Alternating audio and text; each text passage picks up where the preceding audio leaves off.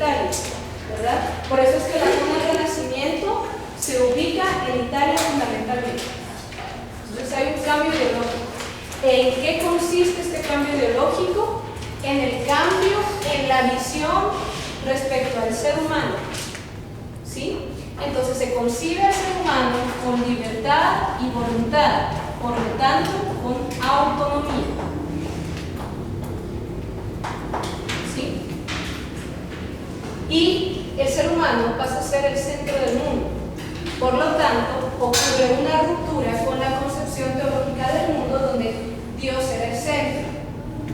Y por lo tanto, la iglesia se reforma posteriormente, ¿verdad? Estamos aquí aún hablando de una iglesia cristiana unificada. ¿Sí? Posteriormente, como consecuencia lógica, digamos. ¿Qué otro elemento fundamental en el Renacimiento? El amplio crecimiento cultural. Estamos hablando de figuras como, por ejemplo, en España, Miguel de Cervantes, en Italia, Dante Alighieri, adelante.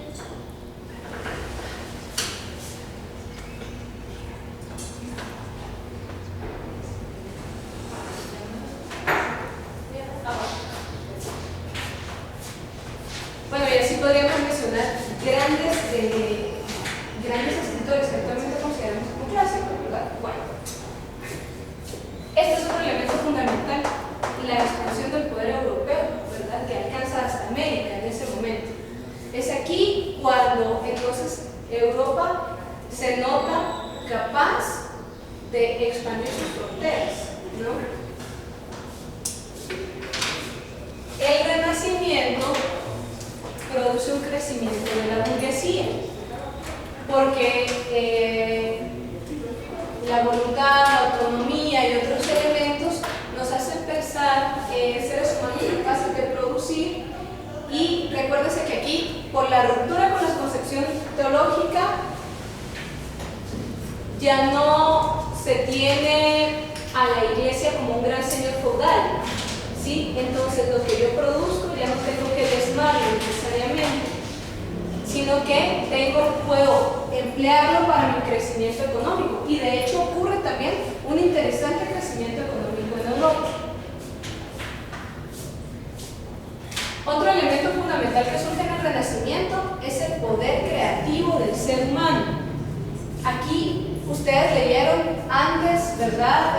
La semana pasada leyeron, por ejemplo, la creación de la imprenta, que ha sido una de las cosas que más ha hecho despegar la cultura, ¿verdad? El hombre entonces se concibe como capaz de crear y de abordar cualquier cosa. Y otra característica fundamental es la vuelta al mundo clásico. Hace referencia, por ejemplo, de postulados filosóficos, se vuelve a Aristóteles, se vuelve a el cuidado del cuerpo, ¿verdad? A el aprecio por la razón, por la poesía, por el arte, que eran características del mundo clásico griego. Bueno, estas como características y factores generales presentes en el Renacimiento antes de que continuemos con el hecho educativo. ¿Alguna duda o comentario sobre esto? ¿O alguien que quisiera ampliar algo? No. ¿No? ¿Ha queda claro un poco el sí? ¿El que inició todo esto es Erasmo de Rotterdam? No, Erasmo es una figura fundamental renacentista, pero no es necesariamente él el iniciador. Lo que ocurre es que aquí el personaje lo presentan por su gran influencia posteriormente, por ejemplo, en España. Pero Erasmo, lo que ocurre es que ideológicamente presenta postulados durante el Renacimiento que ayudan a orientar la vida política y la vida social en Europa. ¿Alguien ha leído el Elogio de la Locura? No.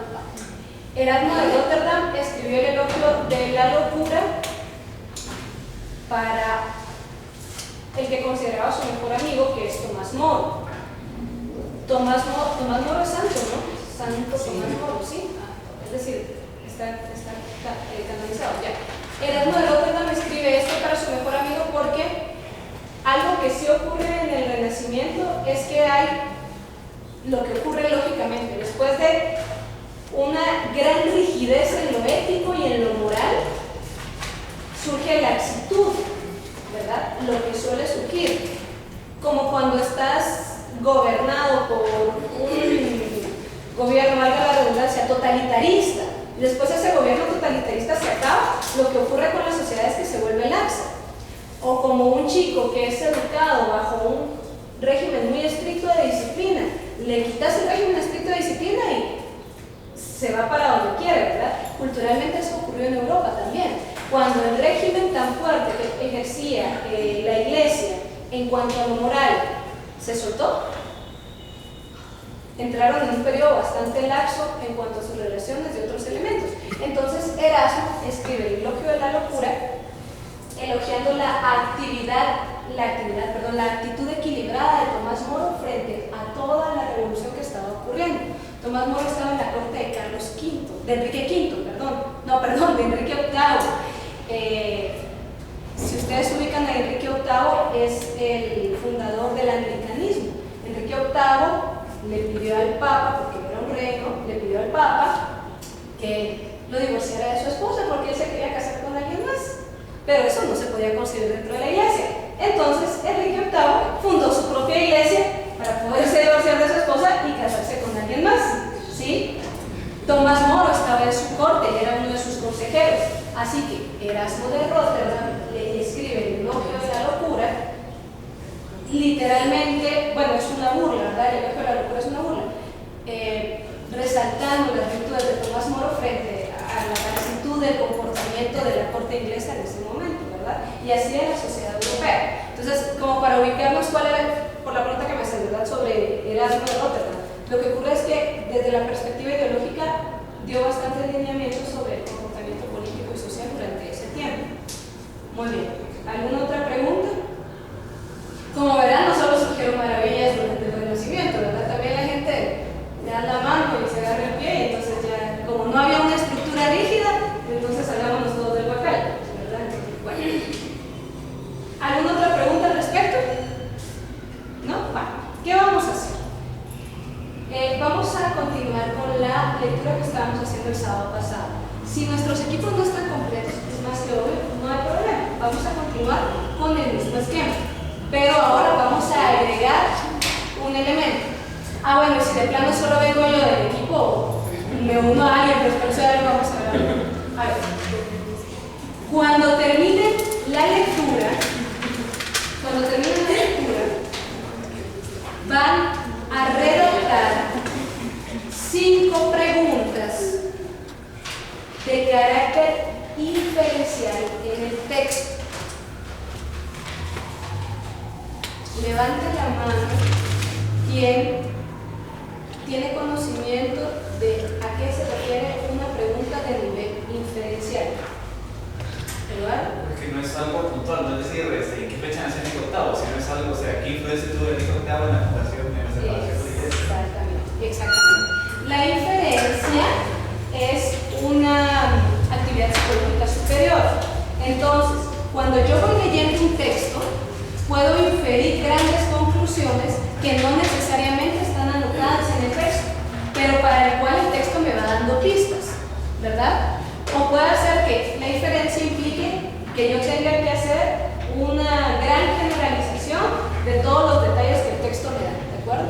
Entonces, después de leer, van a redactar, entre 3 y 5 preguntas. Lo ideal es que nos dé tiempo para redactar las 5. ¿Hay que responderlas, Wendy? No.